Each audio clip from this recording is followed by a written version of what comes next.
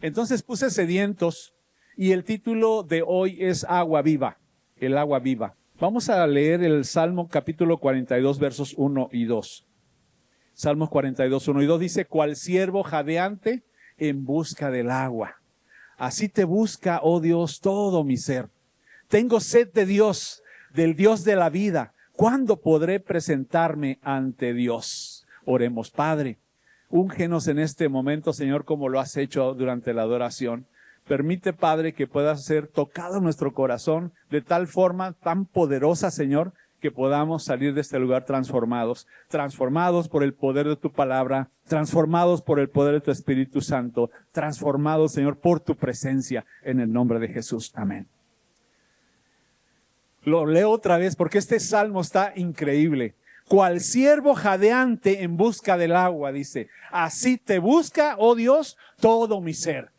Escrito por David, hablando en esos momentos difíciles de su vida, cuando él está, dice, sediento de agua, como ese siervo. Tengo sed de Dios, dice, del Dios de la vida. ¿Cuándo podré presentarme ante Dios? En la serie de sedientos, hoy nos vamos a detener a estudiar una porción de las Escrituras en donde veremos un encuentro que va a producir por lo menos 4 cosas. Número 1, una oportunidad de tener un cambio de vida. ¿Quién no quiere tener un cambio de vida de repente? ¿Quién no dice, Señor, ya estoy cansado de cómo estoy llevando mi vida? Yo quiero cambiar, yo quiero que sea diferente. Número 2, experimentar la salvación que viene por gracia y no porque la merezco. Porque a veces puedes llegar a pensar que la salvación, yo la merezco. No, la salvación que viene por gracia, aunque no la merezca. Número 3, vivir una experiencia única de adoración. Vivir una experiencia única de adoración. Y número 4, convertirme en un portavoz de la palabra y una fuente de bendición para otros. De nada sirve conocer del Señor, de nada sirve que el Padre me encuentre en la situación donde estoy, si no soy capaz de comunicar a otros lo que Dios hizo en mi vida. Cuando estuvieron aquí el matrimonio que predicaron, Jesse y su esposa, ellos son de una iglesia cristiana que conocemos y aunque es un poquito difícil a veces entender, ¿verdad? El predicar de algunas personas es diferente. Pero hay algo que a mí me llamó la atención y ellos que predicaron con su testimonio. El testimonio es algo muy poderoso. El testimonio, muchas veces, aunque tú no lo digas, tú en tu interior dices, yo me identifico con lo que él está diciendo. Yo estoy pasando por eso, yo pasé por eso. Y el Señor me libró de eso. Y empezamos a entender el poder que tiene el testimonio de una persona. Entonces, todo comenzó con la necesidad del Señor Jesús. Y número 1, Él tenía que pasar por Samaria. Una historia bien conocida, ¿verdad? Él tenía que pasar por Samaria. Es como una necesidad que el Señor tenía de hacerlo. Juan capítulo 4, versículos 3 al 5. Por eso se fue de Judea, dice, y volvió otra vez a Galilea. Ahora, en el contexto de este versículo, antes de esto está hablando de que algunos estaban comparando el ministerio de nuestro Señor Jesucristo con el ministerio de Juan el Bautista. Y estaban diciendo, no, el Señor Jesús, Él bautizó y ha bautizado más que Juan el Bautista. Siempre va a existir personas en tu vida que te van a comparar con otro. Y si tú te pones a escuchar de las comparaciones, ¿verdad? Te vas a sentir mal. Conmigo lo han hecho. A veces inconscientemente alguien me puede decir, ¿verdad, pastor? A ti te faltó como que predicar más, como tal pastor, mira, él predica así, así, y esto es muy bueno. Pero solo te lo digo para que aprendas, ¿verdad? Y bueno, uno aprende y uno escucha a otros predicadores. Y yo lo que les digo es que miren, hay una cosa que tienes que entender, le digo. Es que como predicadores todos predicamos diferente. Todos tenemos una forma de hablar. Algunos somos más chistosos, otros somos más serios, algunos somos más bíblicos, que decimos muchos textos bíblicos, y otros, ¿verdad? contamos muchas experiencias de la vida y de esto y de aquello, y el sermón es distinto. Nadie es igual. Entonces, cuando alguien te dice una cosa, yo trato siempre de recibir todo. De hecho, yo les he dicho que a veces nosotros tenemos nuestras reuniones y entonces yo les digo, critíquenme y díganme qué. Y ya me han criticado bien fuerte. ¿Por qué? Porque hay cosas, palabras, dice que no debes decir desde un púlpito. Y así vamos aprendiendo, ¿verdad? Con el Señor Jesús no se salvó. Ellos estaban como diciendo, ¿qué será que él está bautizando más gente que Juan el Bautista? Y la Biblia, ¿verdad? Juan aclara, aunque Jesús no bautizaba, dice, sino sus discípulos.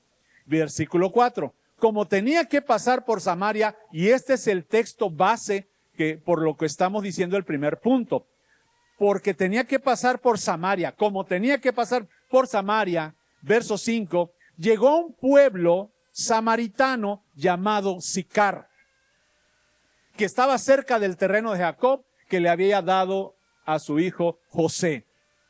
El plan divino de pasar por ahí, Jesús ya lo había planificado. No lo entendían sus discípulos.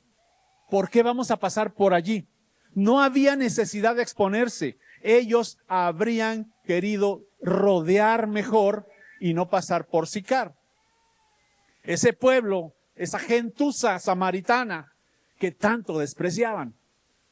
Pero el Señor Jesús le dijo, tengo necesidad de pasar por allí. ¿Cuál era el problema entre los judíos y samaritanos? Por eso comencé hablando sobre Irán y el problema con Israel y donde Estados Unidos ya entró. Estados Unidos está entrando en diferentes situaciones y problemas que ahorita, si tú vas a cargar gasolina, está más de $3. Y todo es la culpa de la famosa guerra. Y hay muchas cosas que están pasando. Dicen que Irán cerró un estrecho por donde todos los mercantes estaban pasando precisamente para hacer negocios de petróleo y etcétera, etcétera. Y está, dice, si tú lo pusieras como un mapa, cuando el GPS está en rojo ahí, porque están detenidos porque no los dejan pasar. Todo esto causado por la intervención, ¿verdad?, de nuestro país a ese conflicto. Hay cosas que a veces no se piensan y hay cosas que están pasando en el mundo, pero esos conflictos entre Irán e Israel, esos son conflictos de añales. Esto está pasando también en la lectura que estamos teniendo. ¿Cuál era el problema entre los judíos y los samaritanos? ¿Por qué había esa distinción racial? Y hay una explicación. Miren, la enemistad entre los judíos y los samaritanos en la Biblia surgió tras la división de Israel. Israel se divide, ¿verdad? Los que eran de Judea y la otra parte de Israel. Y entonces, esto fue en el año 930, antes de que viniera nuestro Señor Jesucristo, ya existía la división. Intensificándose, dice, cuando Asiria conquista el reino del norte, o sea, Samaria.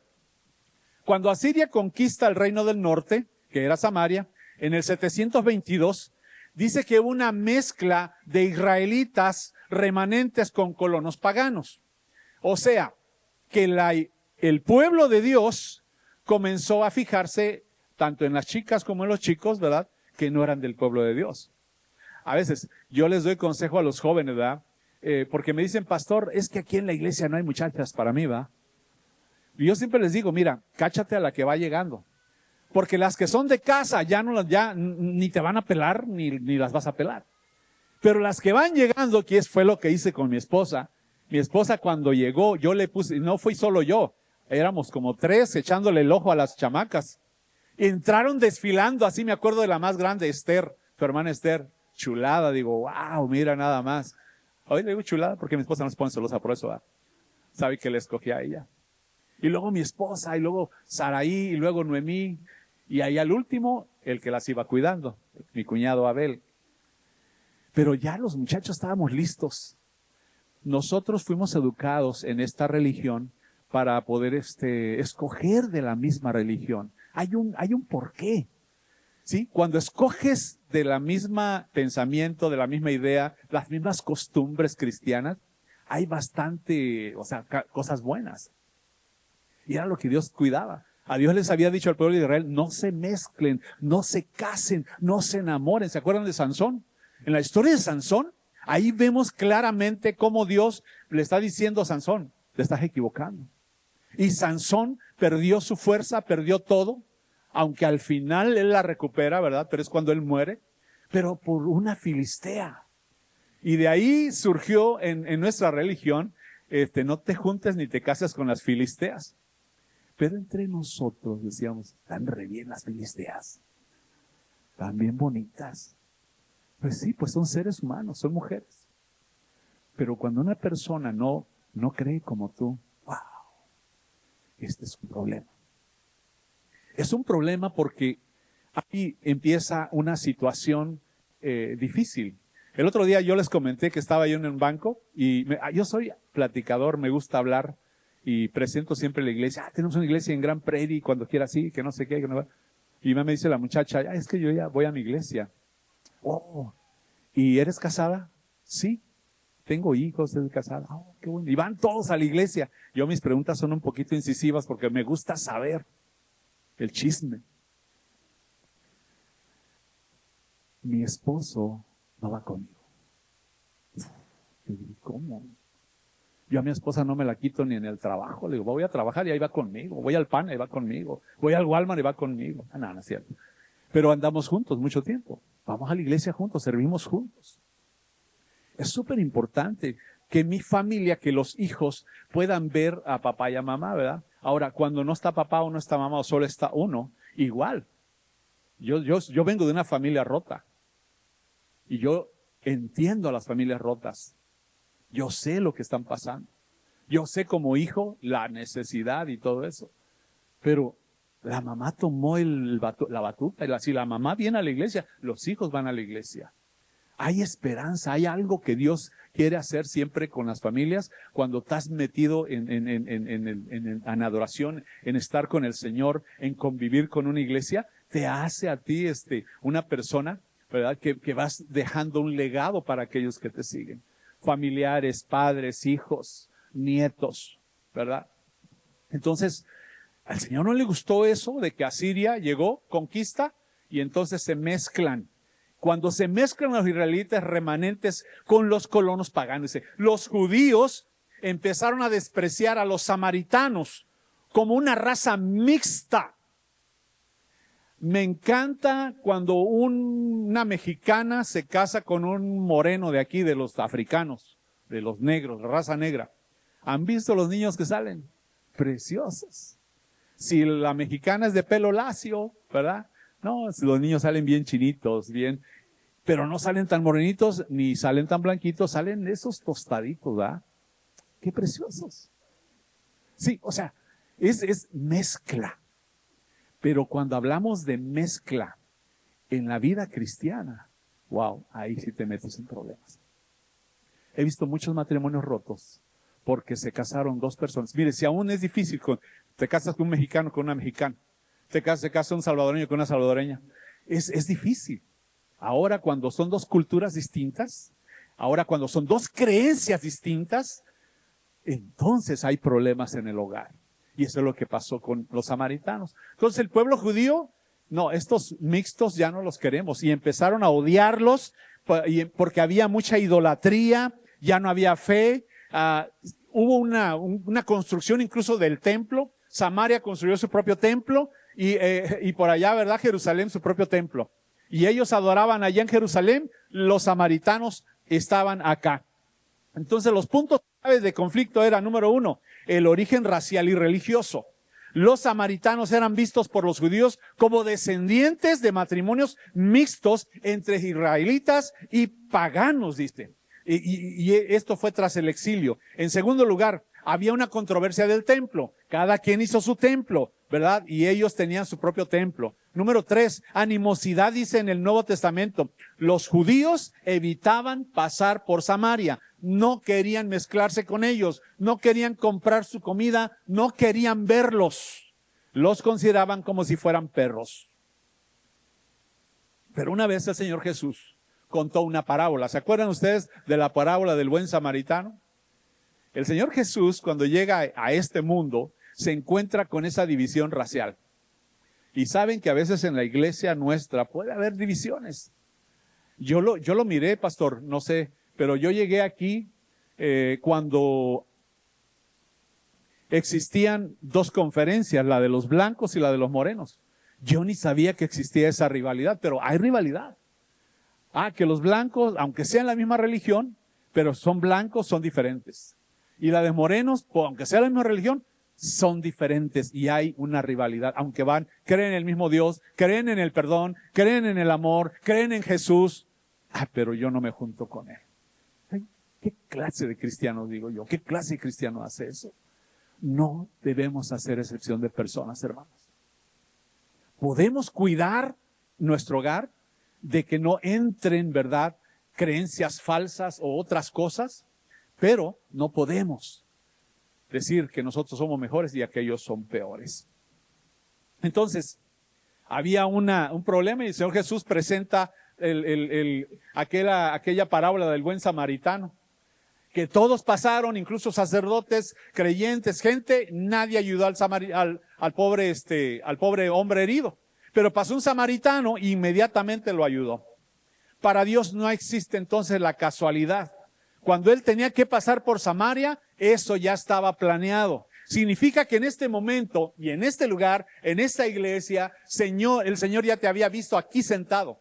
Dios ya te había contemplado.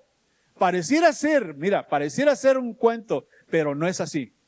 Cuando nosotros comenzamos iglesia y lo estamos repitiendo muy seguido, ¿verdad?, acerca de esto, nosotros no teníamos ni idea de plantar iglesia aquí en Grand Prairie. Nosotros queríamos Mesquite, lejos. Pero Dios dijo no. Cuando Dios te dice lo que Él quiere y te dice aquí te quiero, no podemos ir en contra de la voluntad del Señor. Entonces, Dios ya nos estaba mudando, nos estaba mirando, ¿verdad?, en el lugar que Él quería que nos miraran. Ahora, cuando dice el Señor Jesús, quiero pasar por Samaria, viene lo segundo que quiero yo resaltar. El encuentro que es en el pozo. En el encuentro del pozo. Esa es la historia más interesante que yo he podido leer en la Biblia acerca de una persona que está mal, una persona que se siente mal, una persona que se siente consigo misma, se siente devaluada. Una persona que todo el mundo le decía, eres fea, o eres esto, o eres el otro, eres pecadora, y ella se lo cree. Juan capítulo 4, versículo 6. Allí estaba el pozo de Jacob. Jesús dice, fatigado del camino, se sentó junto al pozo. Era cerca del mediodía. El Señor Jesús ya sabía dónde llegar, ese pozo, ahí tenía la cita, ahí tenía la reunión. Los discípulos, ni idea. Los discípulos, vamos a comprar comida, Señor, tú descansa.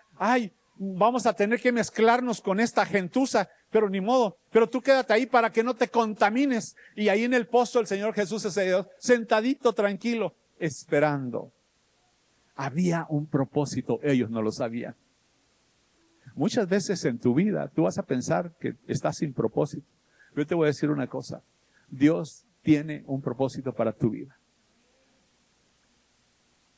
Me acuerdo que cuando estábamos viniendo para acá, yo le decía a Neftalí, le digo a mi hijo, hijo, siento que se va a truncar tal vez tu trayectoria como cantante ya. Ya cantar en un estadio con 50,000 gentes, todo eso es algo grande. O sea, no cualquiera. Pero yo vi la humildad, no solo en él, sino en muchos, de decir, es que a mí no me mueve eso. A mí lo que me mueve es adorar al Señor. Y lo hemos ido comprobando. El otro día nos quedamos sin audio, sin nada. Y Luis se quedó varado en un tráfico. ¿Y qué hacemos? Si nosotros tenemos ya un estándar muy así, muy bueno para cantar y los cantantes aquí con un in-ear aquí para escuchar y no, son como profesionales. Yo les digo, yo canto en el baño, yo no canto como ustedes. Pero ese día nada de eso funcionó. ¿Y saben qué hicieron? Se vino Sammy, agarró la guitarra. Hermanos, venga, se acerquen, y todos se acercaron aquí, alrededor. Y comenzó un momento de adoración. Y yo recuerdo que hubo personas tocadas por el Espíritu Santo ese momento, esa mañana. Nos dimos cuenta cómo el Señor se mueve. No es el instrumento, no es el equipo, no tiene que ver con nada de eso. La adoración y todo lo que sucede aquí tiene que ver con el Espíritu de Dios, tiene que ver con su presencia. Cuando estamos en su presencia, las cosas cambian. La mujer escogió la hora donde nadie pudiera verla. Y esto a ti ya te dice mucho acerca de ella. Aquí vemos una mujer atribulada, era señalada como una mujer pecadora, vivía atribulada porque la señalaban, pero lo más difícil es lo que ella pensaba de sí misma. Fue eso de mediodía, dice, cuando ocurrió el encuentro que cambiaría su vida por completo. Yo no sé por lo que estás pasando, pero una cosa sí sé, que a veces en nuestra vida llegamos a puntos donde nos estamos quebrando. Un punto donde no queremos, ¿verdad?, que nadie nos hable, que nadie nos vea. Ese momento era muy especial para ella. Ahora, juntarse en el pozo, las mujeres, era algo así como cuando se juntaban allá en México, estuvimos en Veracruz, y ahí se ponían nos llevaron a los lavaderos, esos lavaderos de piedra. Y le digo, ¿todavía los usan? Sí, y había gente ahí lavando. Y me dijeron, estos lavaderos, aquí era el donde chateaban las mujeres.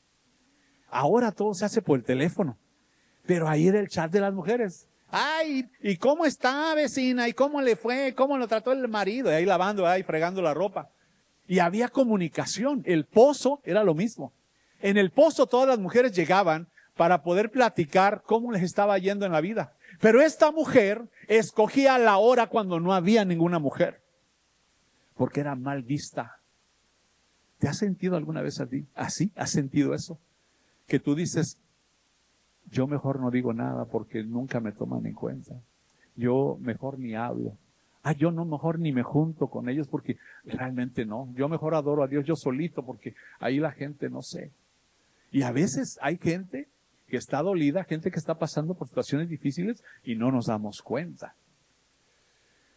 Comenzó un diálogo, dice ahí, porque Jesús rompió el silencio en ese pozo cuando se encontraron. Vamos a leer Juan capítulo 4, versículos 7, 8 y 9. Juan capítulo 4, versículos 7, 8 y 9. Les digo que les comento que compré un timer, un reloj, a estar viendo la hora, y yo olvidé todo.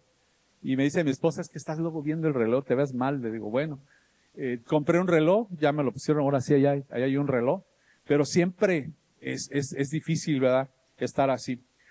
Juan capítulo 4, versículos 7, 8 al 9, dice, sus discípulos habían ido al pueblo a comprar comida, y en eso llegó a sacar agua una mujer de Samaria, y Jesús le dijo, dame un poco de agua.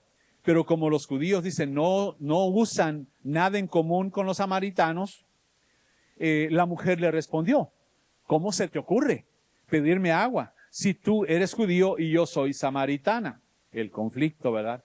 Jesús sabía por lo que esta mujer estaba pasando. Él sabía, conocía, y es por eso que él estaba ahí rompiendo el hielo, rompiendo esa diferencia racial.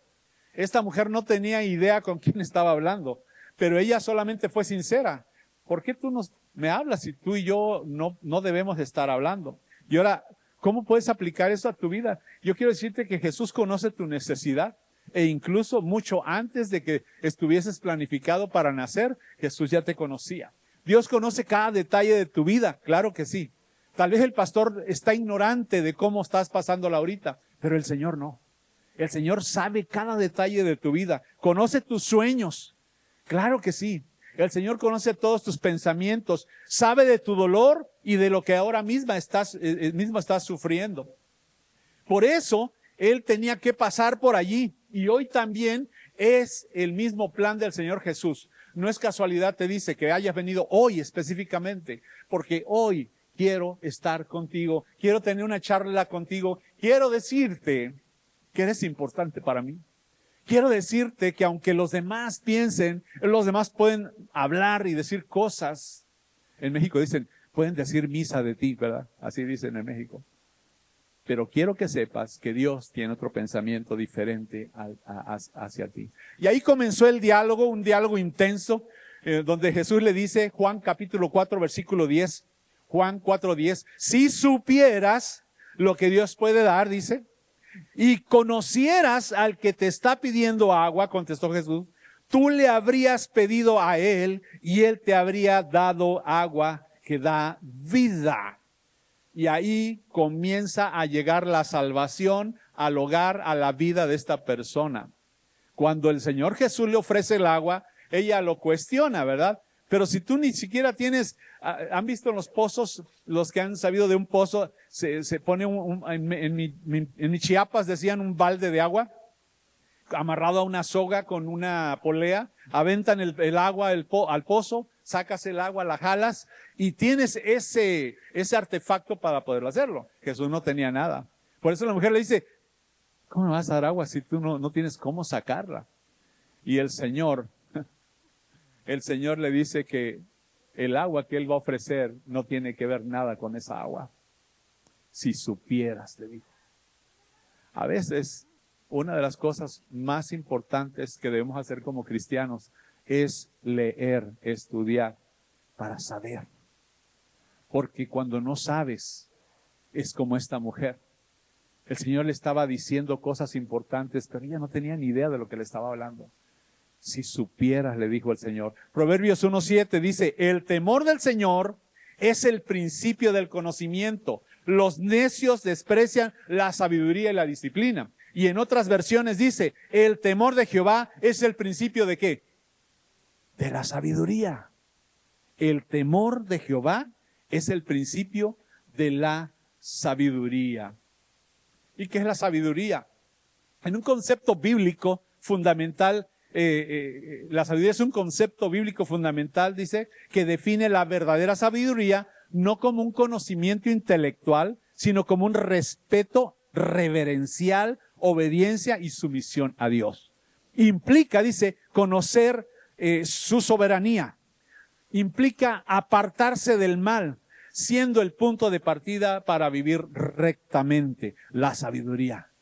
Cuando tú lees, cuando tú pides sabiduría como Salomón y empiezas a leer, eso empieza a ser parte de tu vida y te ayuda, ¿verdad?, para vivir rectamente. Muchas veces la ignorancia puede llegar a ser un estorbo para tu vida. La ignorancia no solo radicaba en esta mujer, sino también en los judíos de su tiempo, en los discípulos también. Había una ignorancia increíble del amor. Había tanto odio entre ellos que no pensaban que hubiera algo importante que hablar con un samaritano y un judío. Eso fue el encuentro en el pozo. Y después el Señor le dice, mira, si tú bebes del agua que yo te voy a dar, te vas a convertir en una fuente.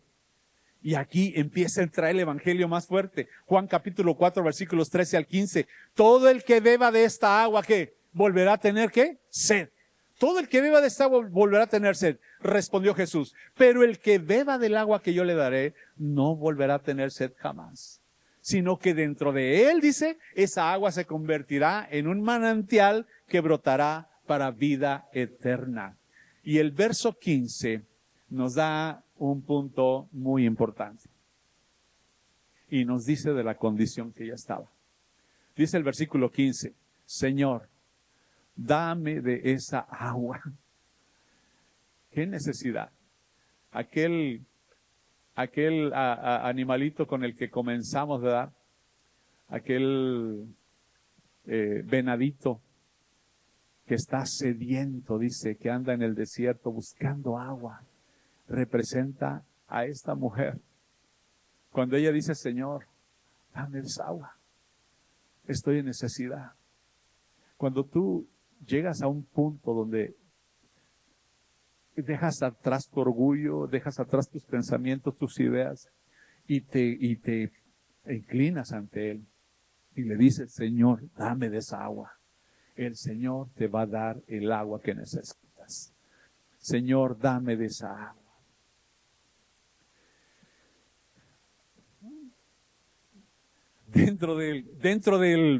de la historia, entran a un punto donde hablan sobre la adoración. Y le dice, ¿por qué ustedes adoran? Dicen que la adoración tiene que ser en Jerusalén y aquí nosotros decimos que debe ser aquí, en este templo, en esta iglesia. Yo he estado en esa situación. Yo conozco muchas personas que a veces dicen, no, mi iglesia es la que tiene la verdad, mi iglesia es la que aquí sí adoramos con poder y esto y el otro. Y yo creo que Dios no se limita a un lugar. Y es lo que Jesús le dijo a esta mujer. La mujer samaritana se dio cuenta de él, de que estaba hablando con un hombre diferente, un profeta.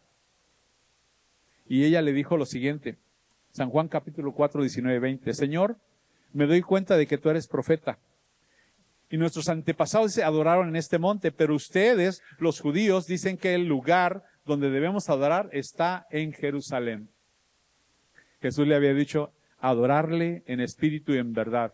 Le dijo, te voy a mostrar una forma de adorar que no es para adorar ni en Jerusalén ni aquí, pero debes adorar en espíritu y en verdad. Y cuando sucede eso, ¿qué significa adorar en espíritu y en verdad? Te puedes preguntar. Adorar en espíritu y en verdad, de acuerdo a San Juan capítulo 4, 23 y 24, significa rendir culto a Dios de manera genuina, desde nuestro corazón, o sea, de nuestro espíritu, de dentro de nosotros. Impulsado, dice, por el Espíritu Santo y conforme a la Biblia, la verdad. No depende de lugares físicos o rituales. No es porque sea una iglesia grande o una iglesia chica, no tiene que ver con el lugar. Tiene que ver con lo que traes adentro. Por eso, una de las partes favoritas de que yo les digo llegar temprano a la iglesia es por la adoración. Porque si te pierdes la adoración, pues nomás me vas a escuchar a mí. Te vas a ir con parte nada más de la bendición. Porque el mensaje es una bendición, pero la adoración es la respuesta que yo tengo para esa bendición que el Señor me está dando. O sea, no depende de lugares físicos ni de rituales, sino de una relación sincera, basada en el conocimiento que es en Dios, reconociendo su soberanía con autenticidad. La adoración profundamente arraigada en las Escrituras no es una rutina, sino es una expresión dinámica de nuestra fe.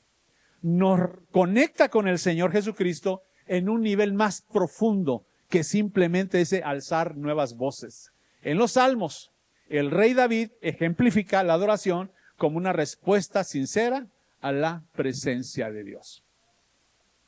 Y cuando define el Señor Jesús qué era adoración, cómo es adorar en espíritu y en verdad, y no es un lugar, le dice lo último que tiene que hacer ella. Y le dijo, cuéntales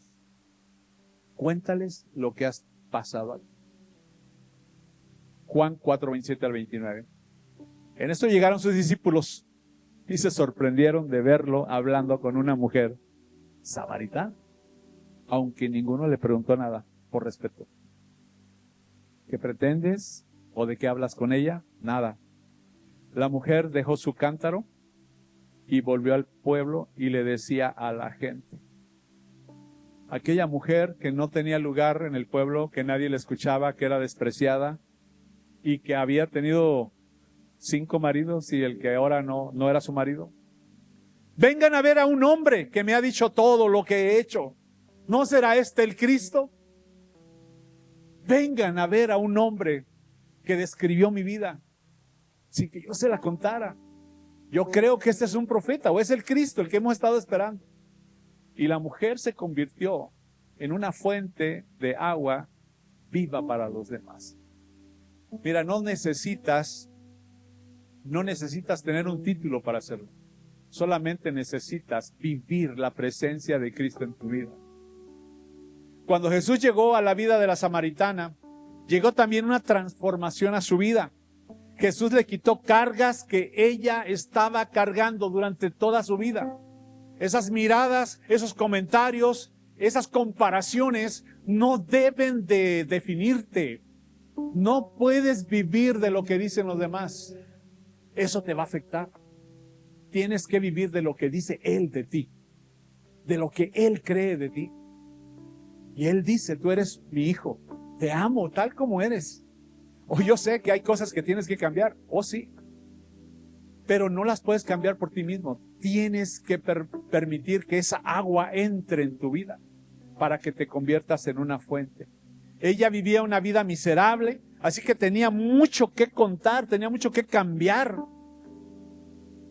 Pero en ese momento, una vez que tuvo ese encuentro, comenzó a hablar, comenzó a contar. Y los mejores frutos comenzaron a salir, comenzaron a llegar. Porque la gente dijo, a ver,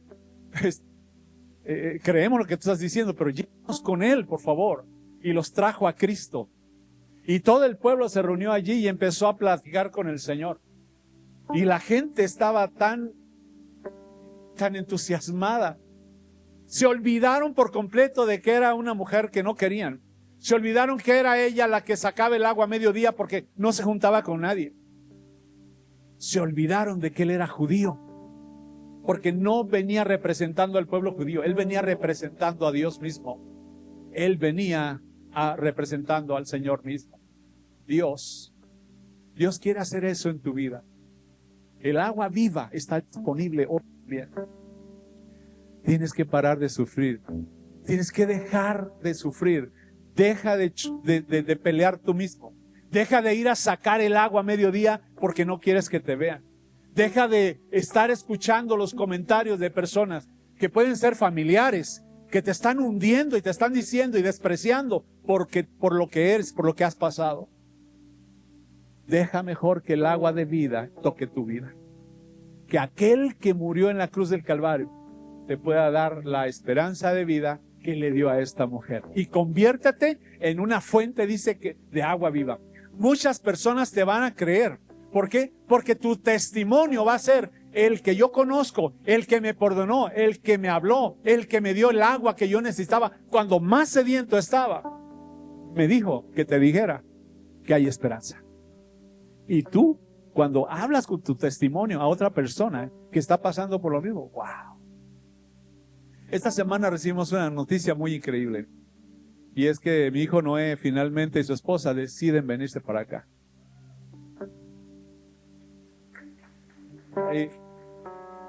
No porque sea mi hijo, pero realmente estuvimos atrás de él.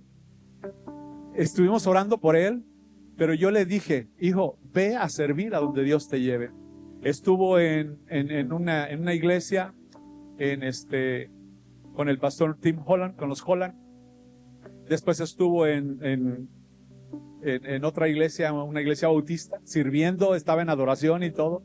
Y él me decía, es que ustedes, cuando venía para acá decía, es que ustedes tienen increíbles, no hombre, todos tus cantantes, los músicos llegan a tiempo. Dice, acá yo estoy batallando. Le digo, ya deja de batallar, vente para acá, le digo. Y se los estuvimos moliendo y diciéndole. Pero no porque solamente sea mi hijo, sino porque yo considero que su llamado, él tiene un llamado muy importante. Ellos estaban llevando CR allá, que se llama Celebremos la Recuperación, que es para tratar precisamente con problemas, personas que han sido divorciadas, que han sido maltratadas físicas, mentalmente, personas que han pasado por drogas, personas que han pasado por pornografía, personas que han pasado por alcoholismo, personas que están luchando en este momento. En la iglesia hay muchas personas luchando. Y yo estaba orando por eso. Y yo, Señor, es mi hijo, yo sé. Pero yo lo que quiero traer es la bendición, que esta iglesia se convierta en eso, ¿verdad? Una bendición, una fuente de agua para aquellos sedientos, para aquellos que están necesitando algo. Aún nuestros miembros de iglesia y gente de afuera, tú vas a poder invitar a alguien. Yo tengo a alguien, pastor, conozco a alguien que hay que traerlo aquí. Muchas veces la gente no va a entrar al círculo cristiano, no va a conocer a Jesús por tu iglesia, lo va a conocer por tu vida. Lo vas a conocer porque tú fuiste en el momento cuando más necesitaba y estuviste ahí, aunque sea para abrazarlo, para decirle, hey, mira, estoy orando por ti. Pero imagínate cuando ya lo traes a un lugar que se abre aquí en la iglesia y que se van a tratar situaciones difíciles de la vida de una persona y va a sanar y va, para honra y gloria de Cristo, va a ser restaurado. Esa es el agua viva. Esta iglesia y tú nos vamos convirtiendo en una fuente de agua viva. Lo único que Dios quiere es que tengas disposición. Y el encuentro va a ser una realidad. Primero en tu vida y en mi vida. Y después, aquellos que necesitan escuchar de la palabra. Dios te bendiga. Oro para que el Señor guíe tu vida en todo lo que estás pasando. Señor, bendice a cada familia de esta iglesia. Bendice a cada persona que viene con sus luchas, con sus situaciones. Tú conoces perfectamente el corazón de cada uno de ellos. Y yo quiero pedirte, Padre, que puedas tocarlos, bendecirlos. Gracias por cada servidor, cada familia, Señor, que sirve aquí, los músicos, los cantantes, multimedia. Estamos tan agradecidos porque tú has sido bueno con nosotros. Gracias por cada familia que está confiando en venir aquí y estar delante de tu presencia, Señor. Gracias porque a pesar de que somos pequeños, tú nos haces grandes delante de ti. Permite que cada vida, cada corazón sea tocado por el poder de tu Espíritu Santo en esta mañana. Que salgamos llenos de Él, que salgamos renovados, Padre. Que salgamos como se fue la mujer samaritana, de haber encontrado en ese momento, en el momento más oscuro tal vez de su vida, escondiéndose de todos los demás, se encontró contigo, Señor.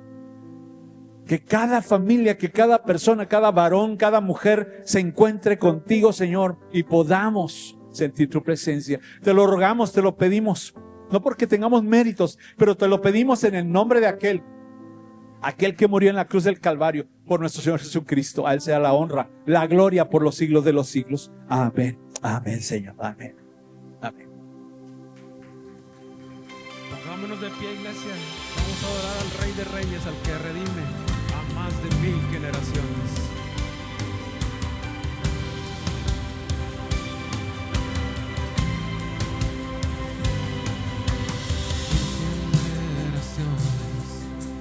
Postran a adorarle, le cantan al Cordero que venció. Los que nos precedieron y los que en Él creerán, le cantarán a aquel que ya venció. Tu nombre más alto, tu nombre más grande, tu nombre sobre todo es dominio y tronos, poder y reinos. Tu nombre sobre todo es. Cantan ángeles.